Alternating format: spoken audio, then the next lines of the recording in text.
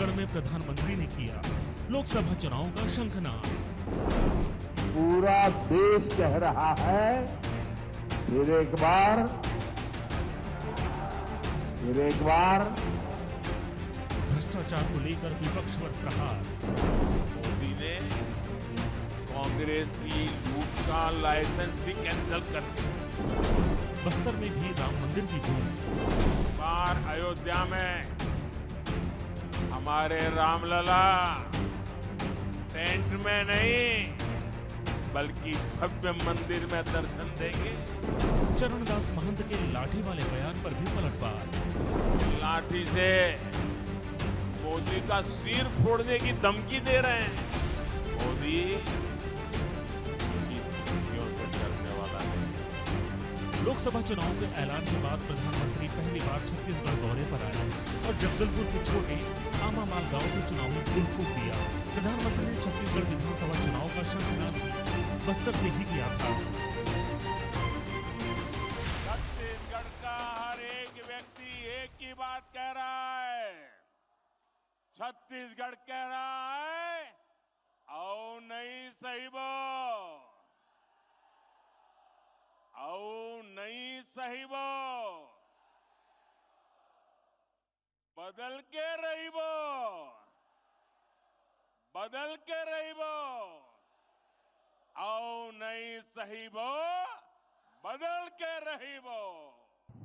पूरा देश कह रहा है फिर एक बार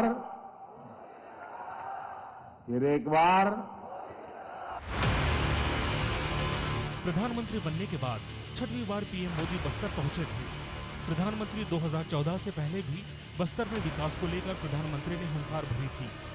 एक तरफ वो है जो सोने की चमक लेकर के पैदा हुए हैं, एक तरफ मैं हूं जो बचपन में चाय बेच करके जिंदगी गुजारता था। वो नामदार है, मैं कामदार हूं। भाइयों बहनों, निर्णय आपको करना है। आपको सांसद चाहिए कि सेवक चाहिए? 60 साल तक आपने शासक चुने हैं।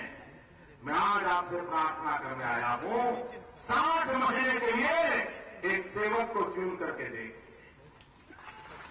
आपने हमको 60 साल दिए हैं, मुझे सिर्फ 60 महीने दीजिए। मैं आपको नई दुनिया खरीद करके दिखाता हूं। नहीं, मुझे अवसर दीजिए भाई।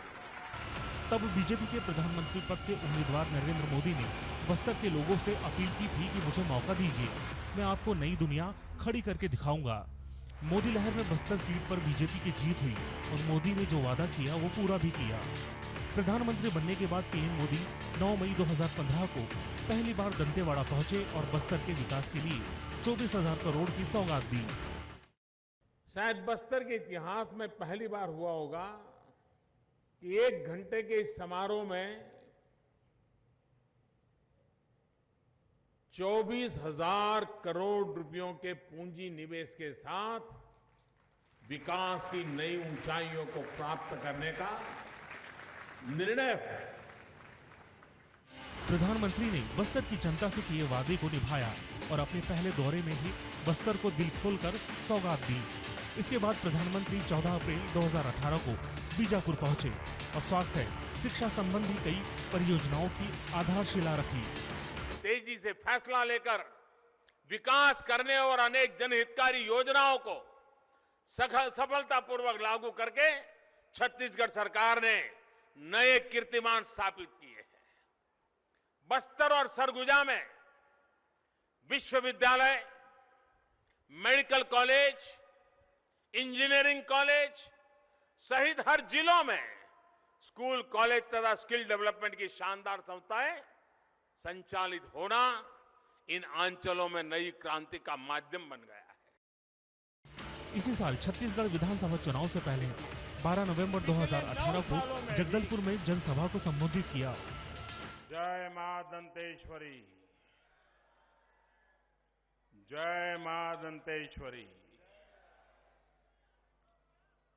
बस्तर माटीचो आया दंतेश्वरी आवर एता चो सपाय देवी देवता मंचोपायने शरण। प्रधानमंत्री विकसित बस्तर के सपने को साकार करने के लिए समय समय पर कई परियोजनाओं की शुरुआत करते रहे हैं।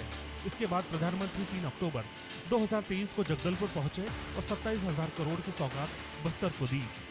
छत्तीसगढ़ को भी इकोनॉमिक कॉरिडोर्स और आधुनिक हाईवे मिले हैं। 2014 से पहले की तुलना में छत्तीसगढ़ का रेल बजट करीब करीब 20 गुना बढ़ाया गया है।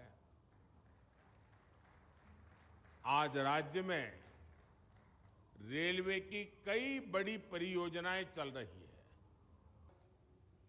जगदलपुर दंतेवाड़ा रेल लाइन दोहरीकरण प्रोजेक्ट से आवाजाही भी आसान होगी और उद्योगों की लॉजिस्टिक कॉस्ट भी कम होगी।